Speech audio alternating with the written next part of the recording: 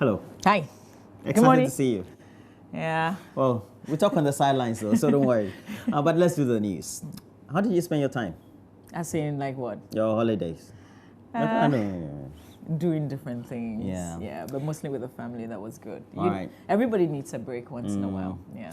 All right, so welcome back then. But let's look at the first story. One person is confirmed dead following torrential rain in several parts of the Eastern Regional capital, Kodia, over the weekend. Well, 2 persons are reported to be unconscious after a taxi they were traveling in was carried away.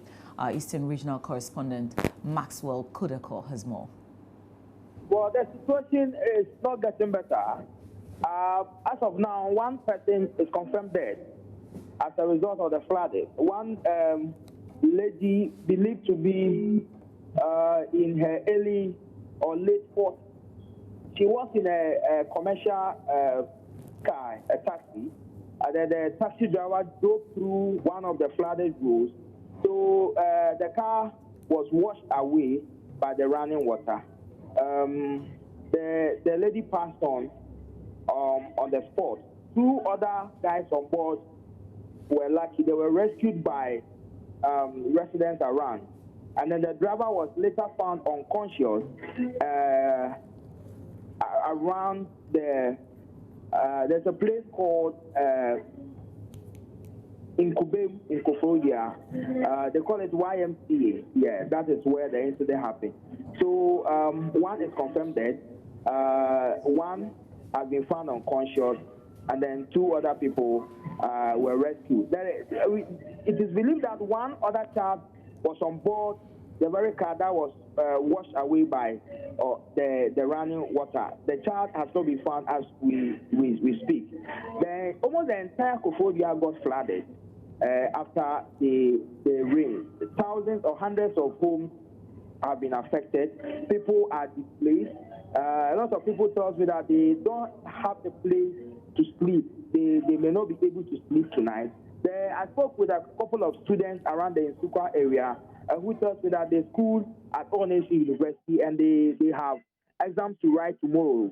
But almost all their books and laptops have been washed by the road. So people are displaced. Almost the entire community, the entire Kodia town got flooded. But as we speak now, the rain is down, and then people are trying to count their loss. A lot of people around the Nkubem area, around the where the lady or the woman lost her life, blame the fire service for not doing a professional job. According to the residents I spoke with a while ago, they told me that the fire service met the lady struggling in the running water. In fact, the lady was calling for help, but the fire service personnel who came around said they did not come with a rope, so they couldn't swim to go and save the life of the lady who was, if you like, calling for help. So apparently, when the unconscious man was found, the people around hooted at the fire service personnel for facilitating, or if you like, not doing their work very well. So if you ask me briefly, we have lost 1 life as a result of the flooding that occurred after the rain in Kodia. As of now, there has not been any intervention by the NADMO officials. I've seen the NADMO officials riding through town, trying to visit some of the affected communities, but there has not been any relief items as we speak now. Meanwhile, scores have been rendered homeless following the rains over the weekend. Areas such as Abrenkwanta, as well as Nsukka, and the main capital, Kodia, have all been badly hit, with several people losing their property as well as their homes. Maxwell Kodia has been speaking to some residents also affected by the rains. What have you lost so far? I've lost all my property. I've lost everything. I don't have anything. Even what to wear right now, I don't have anything to wear. My documents, my properties, and everything. Everything. How can I know? I was at the service when I heard that it was just raining. So I just passed through the rain. I came there, that is what I saw. Just go and see. Even my wardrobe is now flying in the room. My washing machine, my chairs, everything, my children's school uniform, books, my nursing notebooks, everything is gone. And the whole room is flooded. What is the cause of this? The main river, that's the super at the back of our wall, has come level with the land. Instead of taking it, the sand and everything has come level with the land. So anytime it rains, we just evaporate. And we'll bring you a lot of updates on this very subject. But let's move to the capital, Accra, where lawyers for a man arrested by the Bureau of National Investigations, the BNI, for allegedly making derogatory remarks by the president are expected to file a writ for his release on Monday.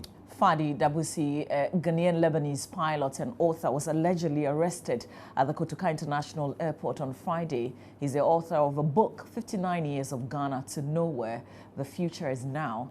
His lawyer Hassan Tampuli revealed to Joy News that BNI operatives on Sunday morning returned books reported to have been seized during his arrest.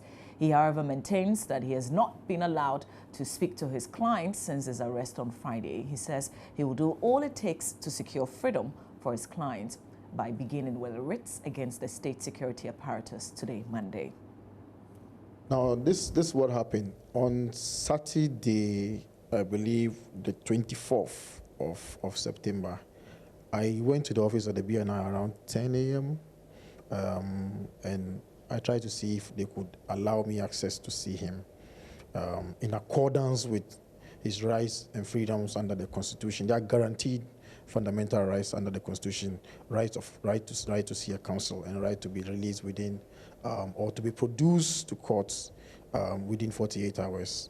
I believe the obvious implication is that if you are not able to produce the person in court within 48 hours, then you must release the person. As at now, it's about 4 o'clock that we are speaking. Fadi has not been released. I returned to the office of the BNI on Saturday around 3 o'clock. Again, I was denied access. Now, I made it known to the officers that the gentleman had some medical problem and he was on medication. He's actually asthmatic. And then the nature and circumstances of arrest was likely to trigger an attack. And then I sought to find out whether or not he had some of his medications with him. They won't confirm or deny that he had any medications.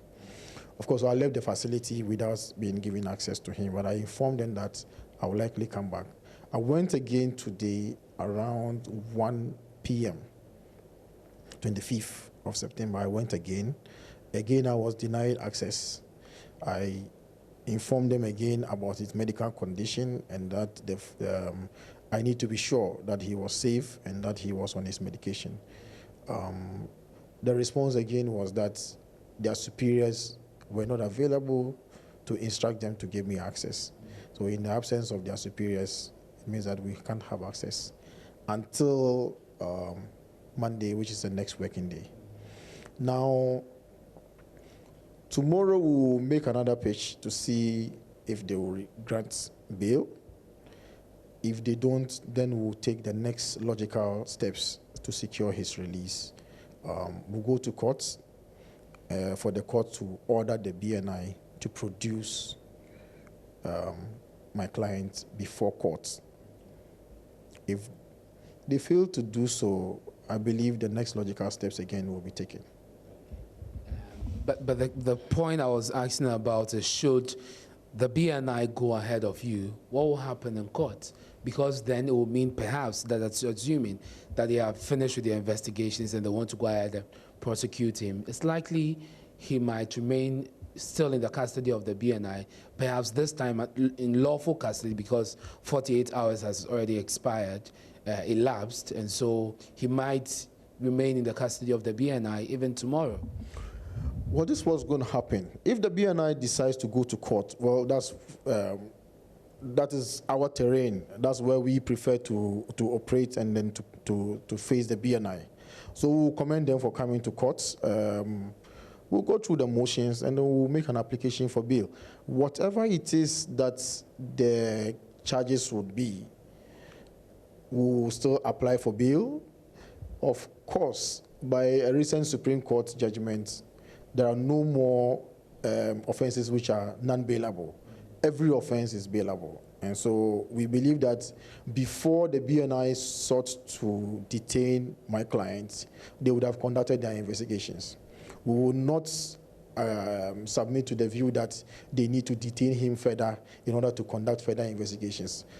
The belief and the proper thing to do is to conduct your investigations before you go and make an arrest, not to go arresting people and now you keep them in detention before you now go to do your investigation. So they won't experiment with my clients. I guarantee you that. Well, we've also gotten the report that the gentleman, Fadi Dabusi, has since been released from the custody of the BNI. We'll try and get a lot more update from his legal representative. But let's move on to some other stories. A leading member of the coalition of civil society organizations kicking against the concession of the electricity company of Ghana, Mr. Richard Asante Yeboah, has written to U.S. President Barack Obama for a review into what he says are unethical acts in the ongoing private participation of the state power distributor.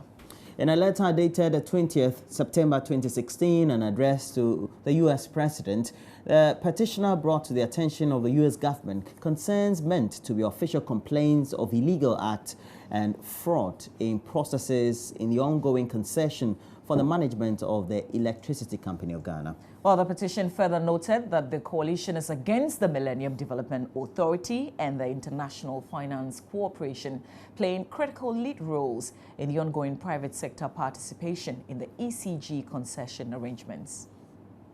Indeed, the whole petition is bordered on the aspects that have to do with documents belonging to state institutions.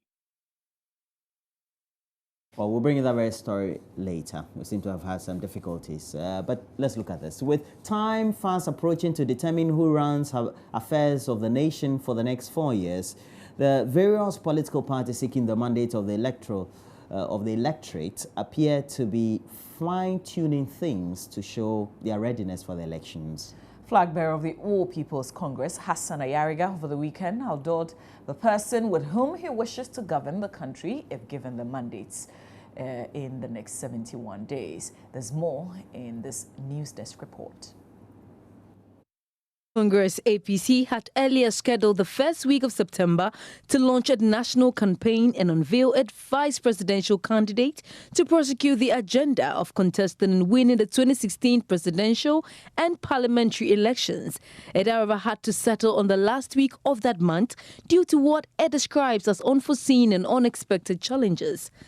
At a short ceremony at the party's Hacho head office to outdoor his running mate, Hassan Ayariga said his APC party was ready to provide the country with the change it needs. I think that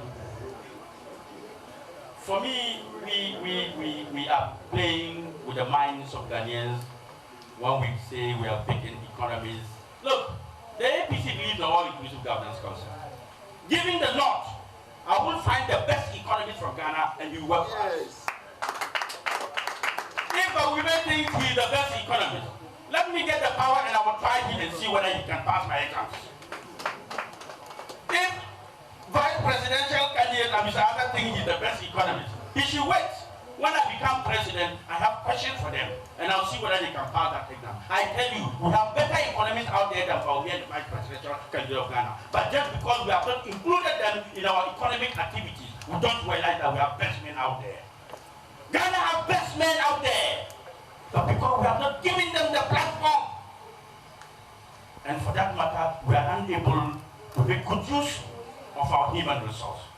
Emmanuel Kaubatels, an accountant in good standing for the past 17 years, is expected to help Mr. Ayariga in his pursuit to fix what he describes as the country's ailing economy.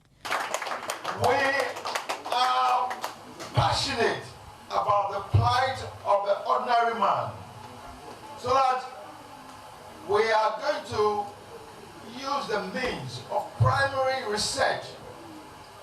We have already set the mechanism and process that is getting to the grassroots. We have found what they need. Our able leader has guided us to these areas.